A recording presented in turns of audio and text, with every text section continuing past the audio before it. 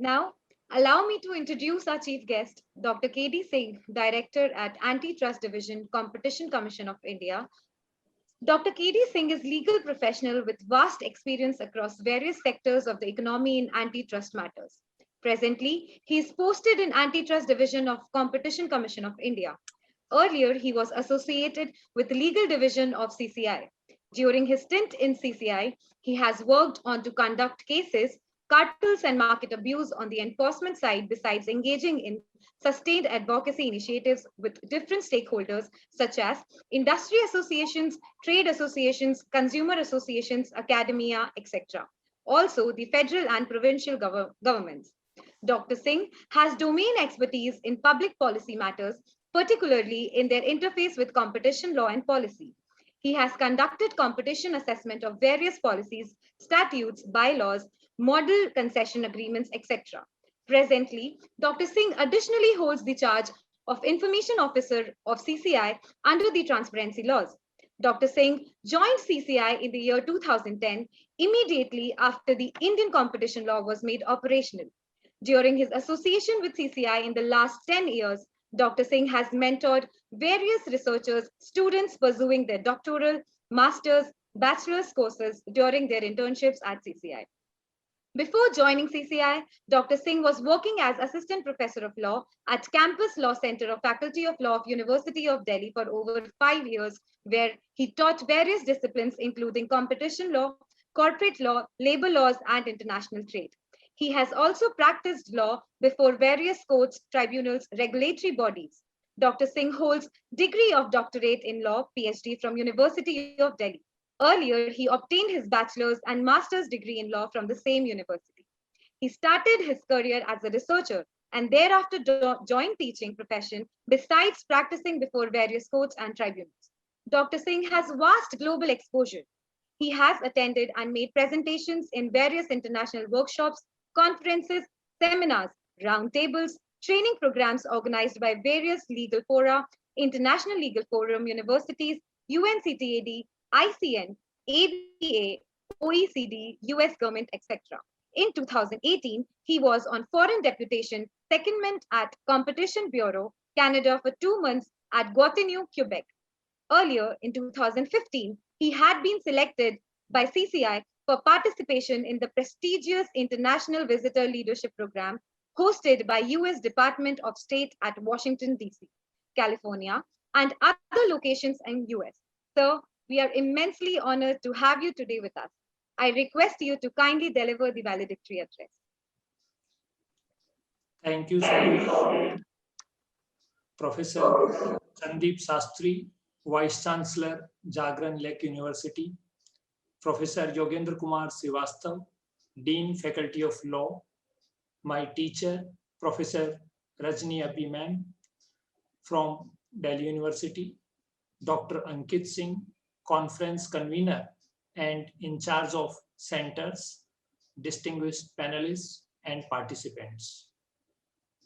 It gives me immense pleasure to be with you at the valedictory session of the national conference, which has brought issues of great contemporary relevance relating to changing paradigms of regulatory and statutory architecture of corporate and commercial laws. I compliment the Center for Competition and Investment Laws and Policy and the Center for Excellence in Taxation Laws for taking this initiative in organizing this event at the time when application of existing regulatory toolkits of brick and mortar era are increasingly coming under scrutiny in light of new economic regulation and business models. I commend Jagran Lake City University for engaging with CCI in holding this national conference, which would not only help in building capacities of future corporate professionals, but would also help policymakers in modulating policy instruments besides assisting enforcers and regulators in effective discharge of their mandate.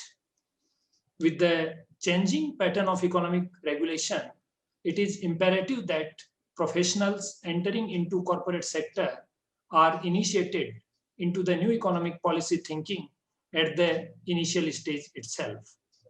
The initiative will go a long way in increasing awareness about various facets and nuances of corporate laws, including competition law, among us the aspiring future corporate professionals and the faculty members. During the conference, I am sure contours of diverse legislations and regulations governing corporate ecosystem, such as insolvency and bankruptcy code, new company law, and the securities law have been discussed threadbare. Let me, however, confine myself to evolution of competition law, regulation, regime over the decades, and more particularly, recent policy initiatives to effect changes in competition law in light of experience gained and difficulties faced. In fact, while preparing this speech, I was wondering whether, looking at the theme, I should make an overarching attempt touching company law, IBC, securities law, and financial reporting authority and everything. But then I thought I should confine myself to the competition law domain as a subset of this theme. And I think I have done the right thing, because Rajni ma'am has delivered a very power-packed lecture in which she has captured the evolution of company law. So right from the beginning till the latest developments culminating in 2013 and the issues which she has brought on table, I think my speech will only supplement in that I will confine myself to the competition law. So before I come to the contours of competition law and what we at CCI has been doing in enforcing this law over the last decade, let me give some historical background of this law. So opening up of the economy necessitated Indian markets to gear up to face competition from within and outside. This required putting in place a regulatory architecture to govern the harmful effects arising out of anti-competitive agreements, abusive behavior of dominant undertakings, and mergers and acquisitions. The then existing Monopolies and Restrictive Trade Practices Act, enacted in 1969, focused more on control of monopolies and prohibition of monopolistic and restrictive trade practices. It was a product of the licensing and controls regime. In the era of liberalization and globalization, the MRTP Act had become obsolete in certain respects. In light of international economic developments relating more particularly to antitrust, it was imperative for India to shift its focus from curbing monopolies to promoting competition. Competition law is an economic law and is based on certain sound economic principles. A competitive market is said to achieve allocative efficiency and productive efficiency. The combined effect of allocative and productive efficiencies is that society's welfare overall is maximized. Consumer welfare is also maximized in such a situation. The benefits of competition in markets are now rarely questioned. We in India have been engaged over the decades in deregulating the economy and liberalizing policies and procedures in several areas. The deregulation initiative since mid-1980s and the comprehensive package since 1991 have carried the economy to a new trajectory of growth. Now, before I go further, let me just give an example, and not one, rather many examples, which the magic of competition has brought for the consumers. When I joined Delhi University in the 90s, and when I came here, I had to open a bank account. And that time, there was no competition from the private sector, and the entire banking sector was in the hands of public sector undertakings. And to open a bank account in the State Bank of India's DU branch was a very Herculean task. Now you have to go to someone who is already having the account for 10 years, and when he will stand as a guarantor, then only your account can be opened up. Now this was bizarre. The point is, I am putting my money into the bank, and instead of bank giving me the guarantee, the bank is asking the customer to bring guarantor who is having an account in the bank. Now this was the situation when there was no competition and people had no option. So when private banks came after the more banking licenses were granted. Now you can open an account at a click of the mouse. The people will come at your home and they will offer you more competitive rates. So this is one example from the banking sector. Let me give another from the telecom sector. Now we have lived in that era, and those were the days when I was living in the Guer Hall of the residential hall of the researchers in Delhi University, and there was one telephone connection, landline telephone connection, to cater to 200 residents and 200 illegal residents. And there were stampede in the night because the STD rate will be half after 7 p.m. and it will be 1/4 after 11 p.m. So those were the days which we all have lived. But once the telecom sector was opened for private sector and with the mobile telephony, now we have the cheapest data prices in the world. So therefore, this again is a success story of competition in the market. I can keep on multiplying the examples, but the point which I wish to bring home is that competition as a process has done wonders to the Indian consumers who for long have no option. So you go to insurance, you take automobile, the story is the same of the Padmini or the ambassador cars, which were ruling the roads till the time Maruti came, and then the Korean and Japanese manufacturers took over the Indian roads. So this story can be replicated everywhere. So with this, some examples, I thought, let me now come to the more fundamental issues of the competition and its correlation with GDP. A review of cross-country literature suggests that there is a positive correlation or association between GDP growth and level or degree of competition. Many empirical studies of select industries in several OECD countries suggest that competition enhances productivity at industry level, generates more employment, and lowers consumer prices. India was one of the first developing countries to have a competition law in the form of MRTP Act. Following liberalization of economy in 1991, one of the key elements of our reforms agenda was restoration of freedom to compete and enhancement of competition in the domestic markets. To meet these objectives, a modern competition law, that is the Competition Act of 2002, was passed, and the Competition Commission of India was set up in October 2003. However, legal challenges prevented full constitution and enforcement till 2009, when the earlier law, that is the MRTP Act, was repealed and the MRTP Commission was abolished. So in this, India, of course, in the developing countries, it was the first, but otherwise it had the late mover advantage.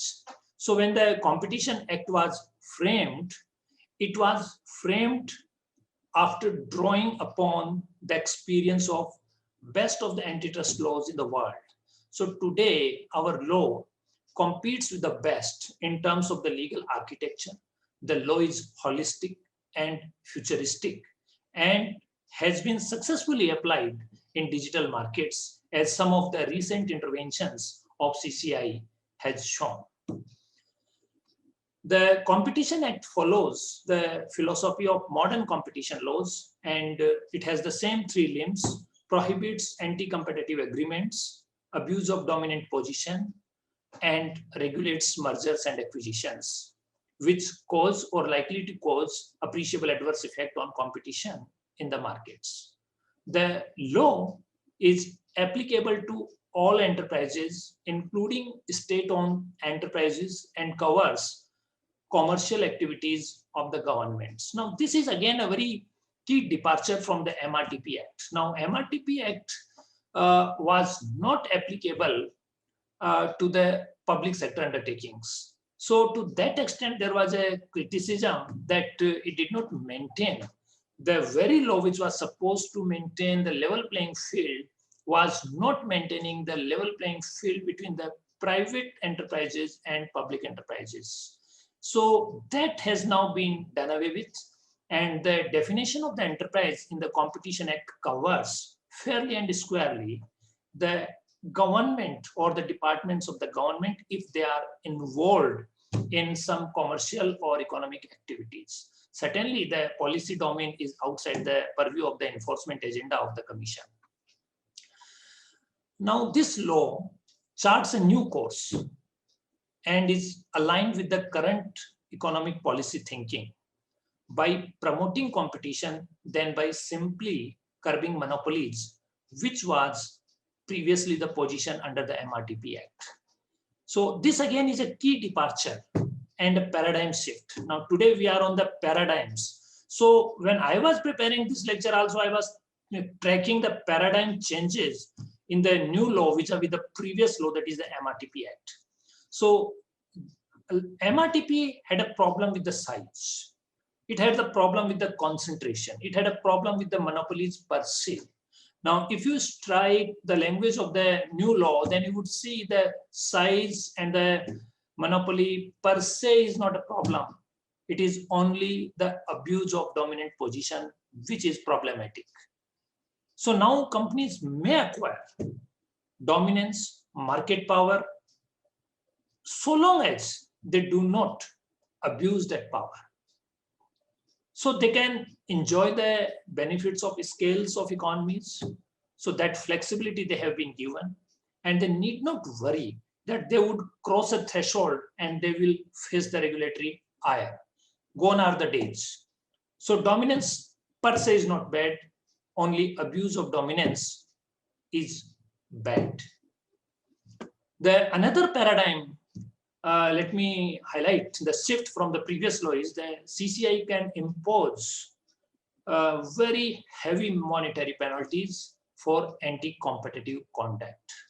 And this can go up to 10% of the average of the turnover of the enterprises concerned. And in cartels, a much more aggravated provision has been provided, which will calculate for each year, then taking an average of the duration of the cartel. So to that extent, there is now a huge deterrence which the law creates and thereby incentivizes the self-compliance by the parties. The law is also unique, and I have seen only two legislations, and fortunately I am associated with the enforcement of both those laws. One is the Competition Act and another is the RTI Act. Now, these are the two laws which are unique in that they statutorily mandate advocacy of the legislation. So Competition Act specifically mandates competition advocacy with the stakeholders. And I am happy to report that today I am before you virtually as a part of CCI's advocacy mandate to engage with academia, a very important pillar of our stakeholder. This year, CCI has completed 12 years of credible and effective enforcement. On 20th May this year only, we have celebrated our annual day, taking stock of the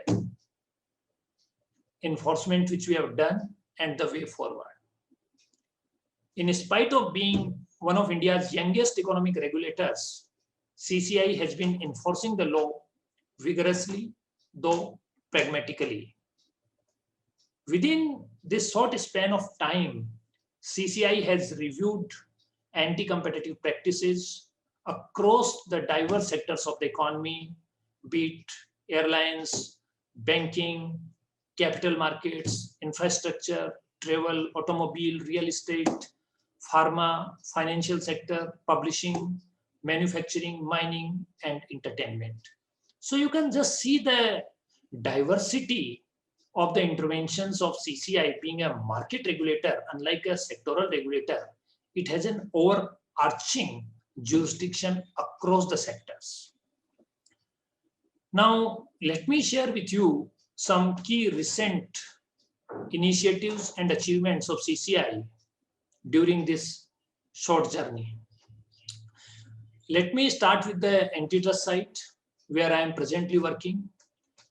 On antitrust side, the Commission has taken a number of steps to enhance culture of competition compliance in businesses to help reduce incidents of infringements of statute. The Commission has come out with a competition compliance manual for the benefit of enterprises, corporate professionals, advocates, and academia. The manual contains basic principles of competition law that impact an enterprise relationship with competitors, agents, suppliers, distributors, customers, and other third parties. It also contains guidelines that are designed to help executives and employees of an enterprise to distinguish between permissible business conduct and illegal anti-competitive behavior. It is expected that the manual would serve as a guidance and template for the businesses in devising customized compliance programs and would also help in improving corporate governance standards. So this would be another facet to the corporate governance, which Professor Abhi has highlighted. So this would be another toolkit as a part of good corporate governance, this self-compliance by the entities. Lesser penalty regulations, that is where the whistleblowers, if I may use that language, they come and report, the members of the cartel who come and report to the Commission about the cartel to which they are part of.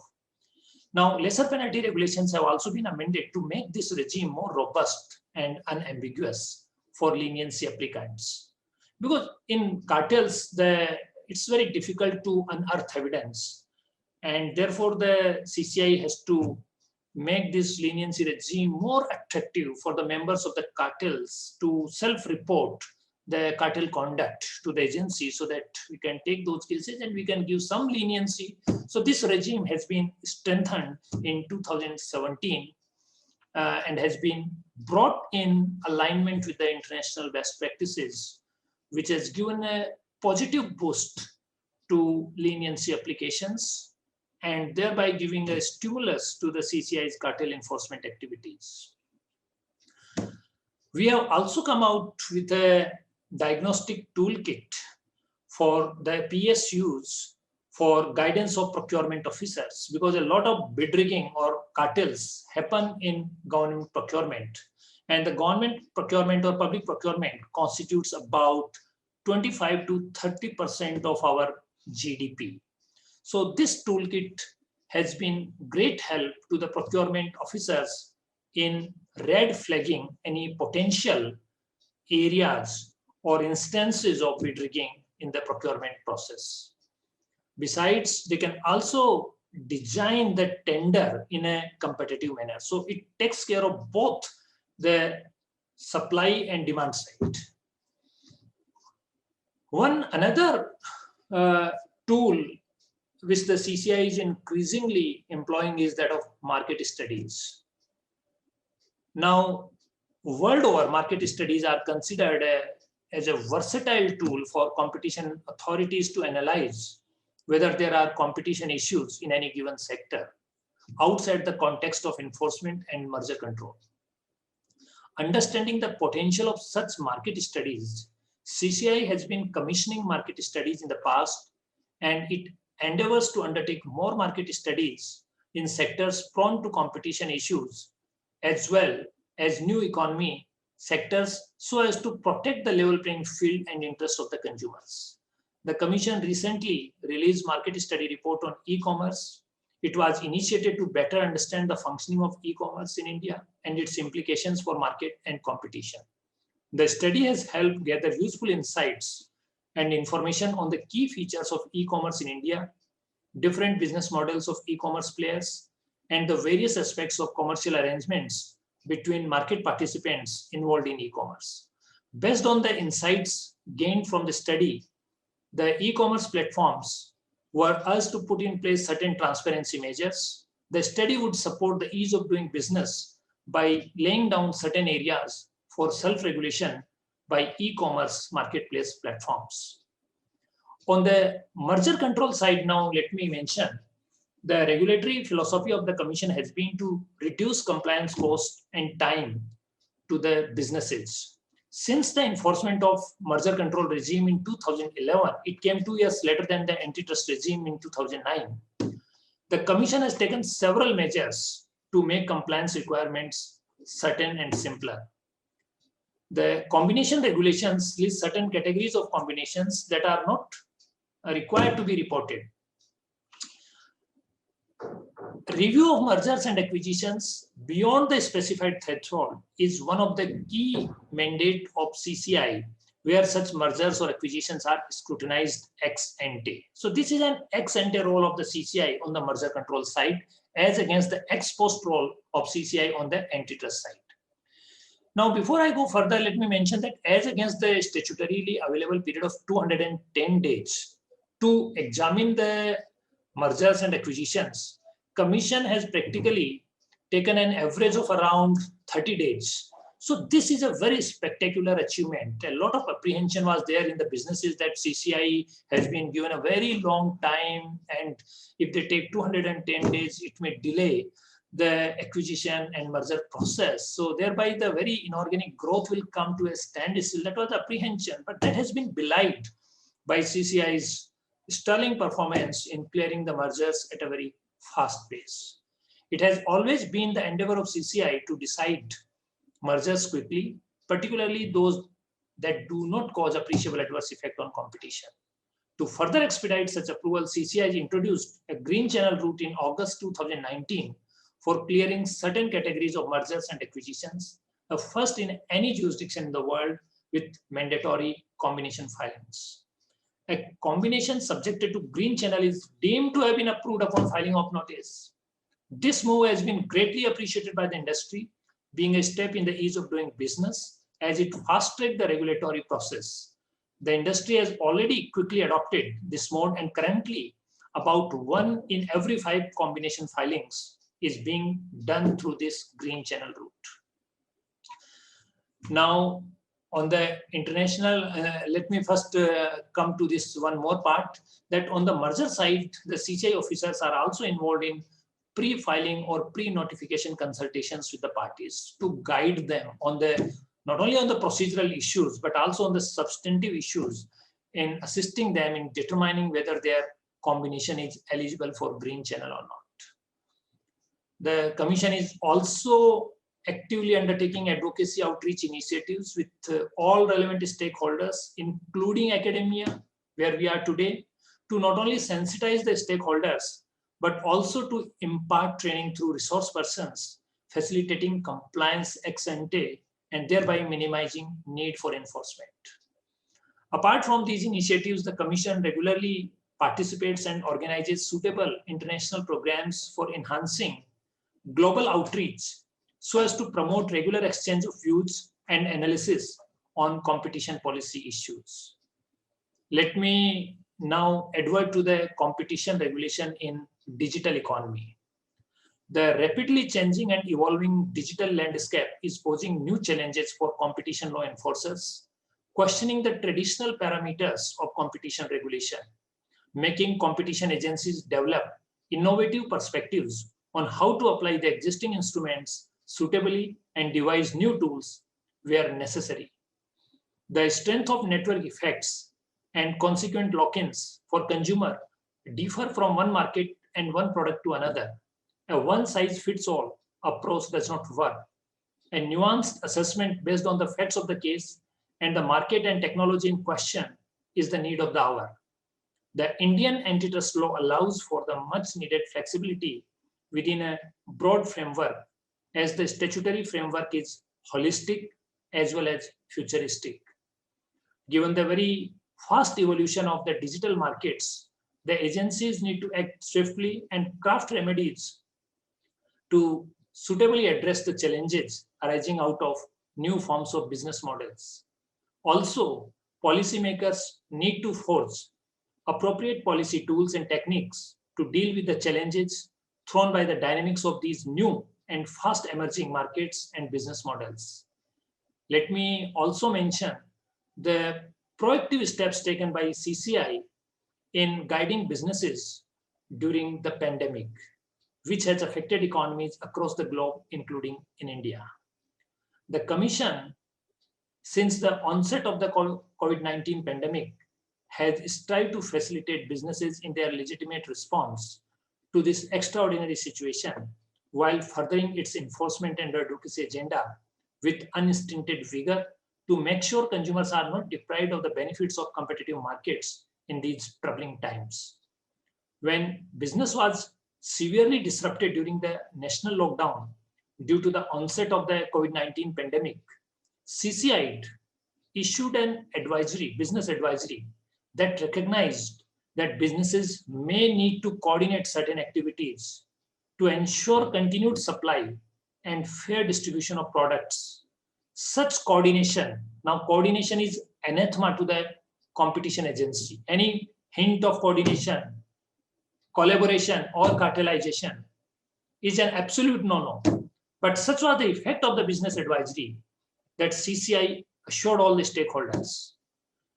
So such coordination was permitted as long as it ensured continued supply and distribution of goods and services, resulted in efficiencies and did not inhibit competition.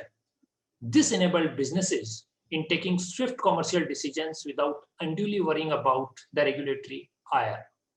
The Commission also took a balanced approach in its enforcement decisions, focusing on faster market corrections and a nuanced view in levying monetary penalties, particularly for micro, small and medium enterprises, considering their financial stress, which was more accentuated by COVID-19. Competition law has to respond in a dynamic manner in regulating competition in new age markets. The government constituted a competition law review committee in October 2018 to review the existing competition law framework and make recommendations to further strengthen the framework to meet new economy challenges. The committee submitted its report in August 2019.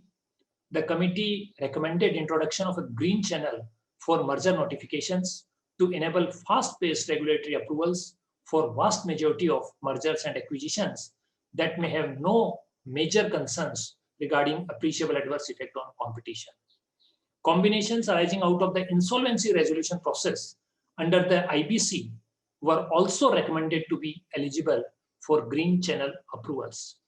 I am happy to report that Commission has already put in green channel mechanism in operation. The committee also suggested introducing a dedicated bench in the NCLAT, which is the appellate tribunal, to hear the appeals against CCI rulings for hearing appeals under the Competition Act. Introduction of express provisions to identify hub and spoke cartels was one more area of this recommendation, unlike the traditional horizontal and vertical cartels.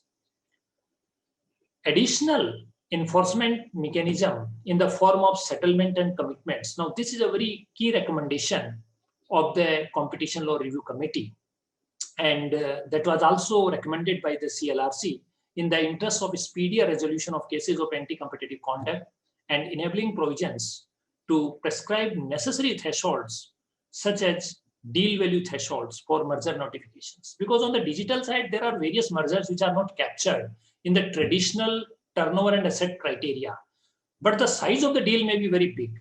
So this new test for merger threshold was also recommended. Now, the follow-up legislative action is currently underway pursuant to these recommendations made by this. With these words, let me congratulate Jagran Lake City University once again in organizing this national conference through its dedicated research centers on a theme which is of great contemporary and topical relevance and covers the entire gamut of laws concerning corporate regulation. I am sure the outcome of deliberations would be published, which would help contribute to the existing knowledge and help policymakers and regulators alike in enriching from the key takeaways.